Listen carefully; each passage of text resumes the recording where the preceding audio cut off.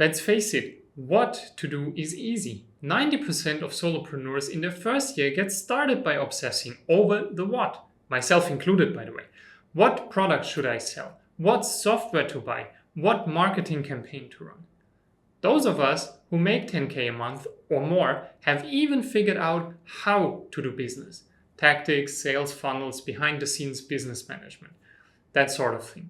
But very few have a crystal clear idea of why they're doing this in the first place. I want to make 10K a month. I want to quit my job. I want to work only 4 hours a week. Those are not strong whys. Those are wishes, not systems. If you spend all your time and energy on the what and the how, but you ignore the why, sooner or later you risk burning out or build a house of cards and not a business. I really struggled with the why question for a long time. So today I want to share the 3-step system I use to answer it once and for all. Hey, welcome back to another video. Today we're discussing the level 3 system for solopreneurs and small business owners in their first year, the why level. Before we do that though, we should talk about the context. But I get it, if you're busy and you just want to get the 3 steps right away, go to the timestamp that shows on the video right now. Now, if you followed my previous breakdowns, you know that running a business efficiently requires structures from day one. We've talked about the what to do, definitely. Level 1, the need for centralized data storage to document everything and build redundancy. So you stop being the single point of failure as a solopreneur. And we've discussed level 2, the how, which is all about creating a weekly schedule that allows for deep work clusters, maintenance windows, and reset points to get back on track. To manage all aspects of the business and not just the fun parts, basically. The what is like the frame of a car, if you want to picture it like that.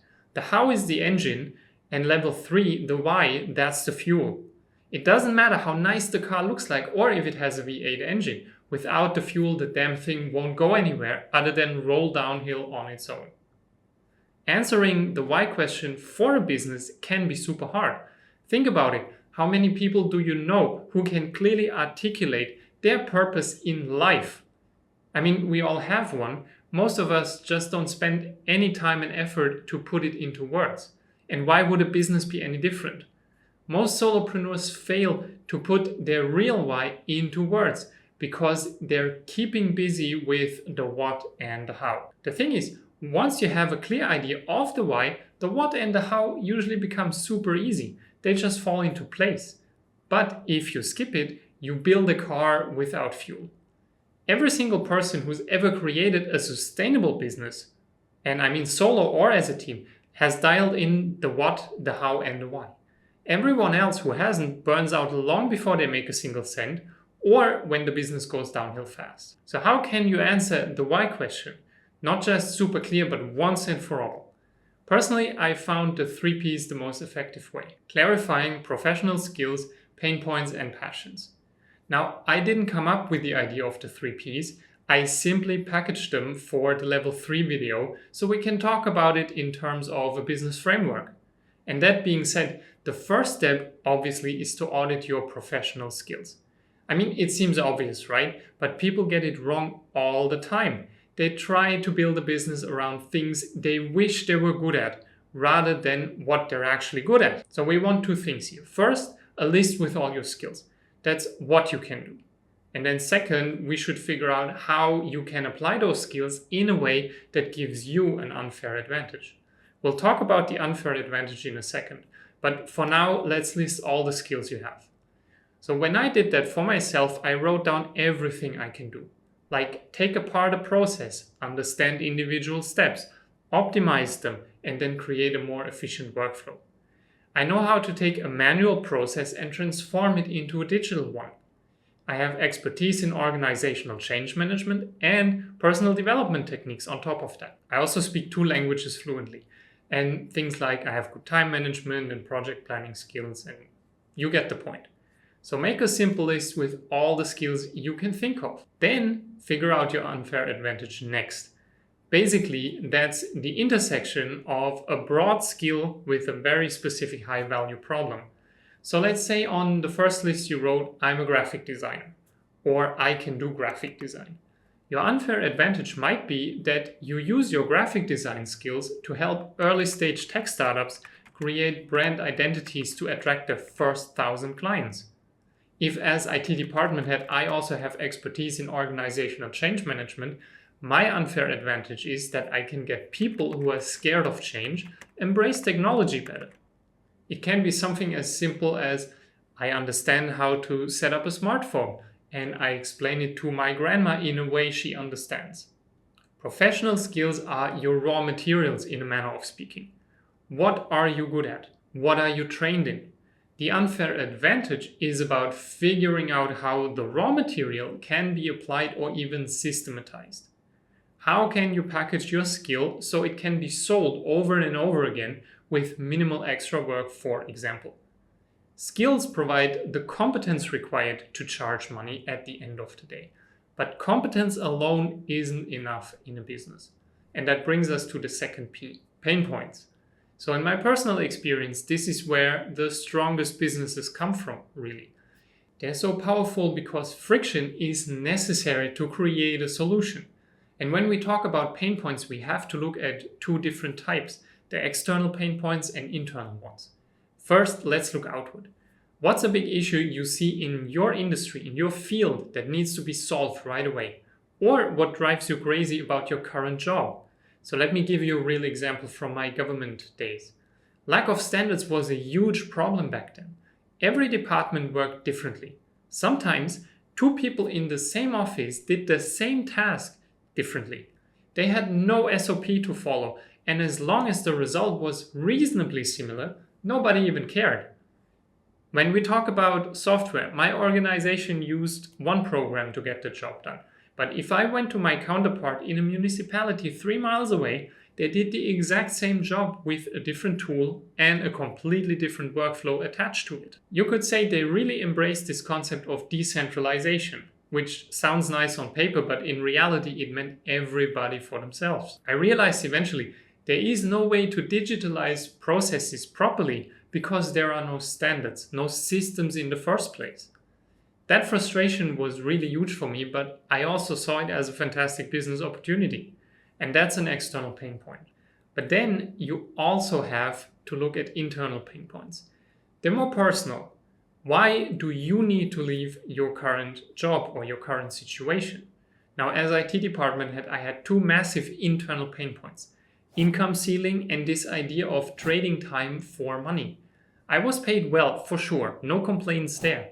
But every month the taxman took 40% and I realized eventually, no matter how many raises I get over the years, I'd never cross a certain income threshold in this specific job. As an employee working for someone else's agenda, I would never make 10K a month, for instance. After 30 years in my position, the max I could have earned was $6,300, minus 40% taxes. Sure, I could have changed jobs or industries, but my second pain point was the overall concept of trading 8 hours for money every single day, no matter if I created value on that day or just sat in a chair. And I wanted to do more with my time and frankly with my life. If you find yourself in a similar position, step 2 is about collecting these pain points. Write them down. The external problems you can solve for others and the internal frustrations you need to solve for yourself. At the end of the day, people really don't buy products or services. They buy solutions to their pain. The more specific, urgent, and expensive the problems are, the better actually. Great businesses are built around solving a problem that keeps people up at night. And this touches the concept of ICP now, your ideal customer persona. Who do you want to sell to eventually? Ideally, you find someone who lacks the knowledge to solve the problem at hand, doesn't have the time to figure it out, but has the cash to pay you to do it for them. But that's a whole other video I'll post soon. And if you want to watch it, make sure to subscribe to the channel if you haven't done so. I appreciate that. For now, the idea with the two types of pain points is simply that if you solve an external one for your customers, They pay you money so you can solve your internal pain points over time, like quitting your job, and focus on more things that are valuable to you or you're passionate about. Which brings us to the third and final P, passions. So step 3 is you should make a list of your passions. What do you love? What can you talk about for hours on end? But, and this is super important, don't run off to follow your passions right away. I know there are tons of people out there who really believe you should build a business around what you love. Entire self-help books talk about it. I never bought into that though. Because the moment you turn a passion into a business, it stops being a passion and starts being an obligation. It becomes about margins and customers and taxes. And I think it just takes the fun out of it, to be honest. Personally, one of my great passions is everything aircraft related. I love to fly. I love being around planes. I even flew gliders when I was younger. That's my thing, but I would never ever want to build a business around that topic because I know it would lose all its magic and I'm unwilling to ruin that by turning it into a business. Nevertheless, it's important for your why to look at your passions and ask yourself, what topics give you energy just thinking about them? When you have free time, what do you find yourself reading or watching? What conversations could you have for hours on end? Now, the goal with this third step is to find where your interests overlap with the pain points of your customers. Now, when we combine the professional skills, the pain points, and the passions, we're really close to defining or articulating the why.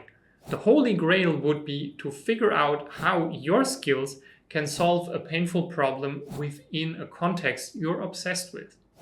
If you find that, your business is going to be unstoppable.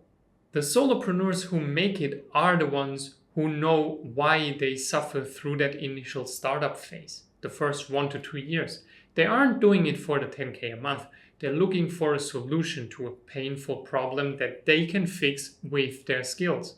Their goal isn't just to be a solopreneur, it's to build a business that gives them more life and not less.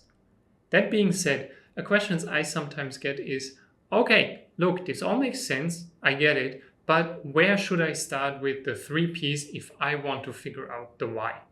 Personally, I prioritize them in this order: pain points, professional skills, and then passions. Why? Because pain points usually spark the biggest motivation. Anger at a broken system or the need to change your life.